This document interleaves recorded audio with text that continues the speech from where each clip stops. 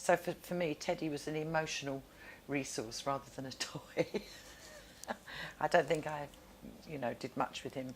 But I vaguely remember including him in tea parties and that sort of thing. But I used to spend a lot of time talking to him. I do remember that.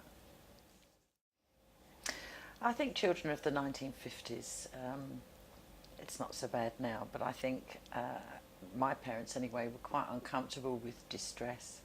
So I used to tell him when I was fed up or sad, which is, he's got a lot of my secrets, says Teddy.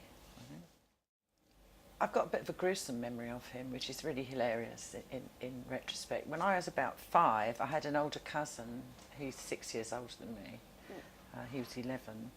And he came to my house with his parents one day, and he decided that he didn't like Teddy and he was going to punish him. And I do wonder whether it was around the time of some executions or something gruesome that was going on in society. And he hung him from the kitchen washing line. My mum had an indoor washing line here, and he said, I'm going to hang him.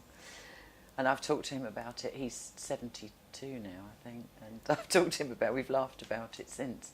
It was quite gruesome, really, but obviously it didn't work. Teddy obviously survived and was thus pardoned.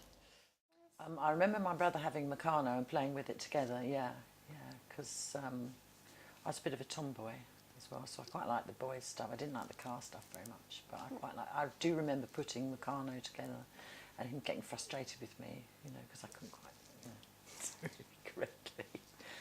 Train sets and stuff like that. I think it was mostly because we were quite small when we had that. I expect my brother made things that looked like lorries and cars, but I can remember things that looked like bridges and engineering stuff, because you got suggestions with the Meccano of what to make. So there's probably that sort of thing. But I'm quite old now. I don't remember the detail of it at all, really. Was it important to you? Or? Yeah, I think it was because it wasn't a girl's toy, and I think even prior to Jermaine Greer, I think that was probably quite unusual that I was interested in playing with the boys' toys. But I don't know, I haven't spoken to any contemporaries about it, but I think it was part of the whole tomboy thing. I also have another doll memory.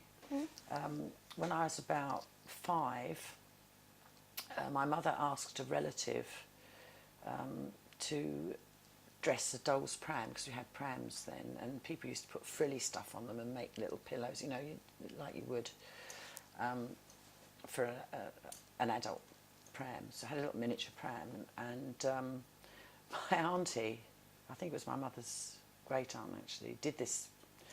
And my parents just lived in quite a small flat, so they needed to hide it for a few days running up to Christmas, and they hid it down the side of my mother's bed. And I ran into the bedroom because I was bored, and I saw it. And I ran into the kitchen where my mother was having tea with the great aunt, and I said, Mummy, I've just seen this amazing doll's pram. I probably didn't say amazing, but this gorgeous doll's pram thing. And my auntie, quick as a flash, to cover herself, said, that's not for you, that's for another little girl. Demolishing. No, so not only have I got an executed Teddy, I've got a doll's pram that I'm not going to have. Although, of course, I did get it in the end, but I remember feeling really awful.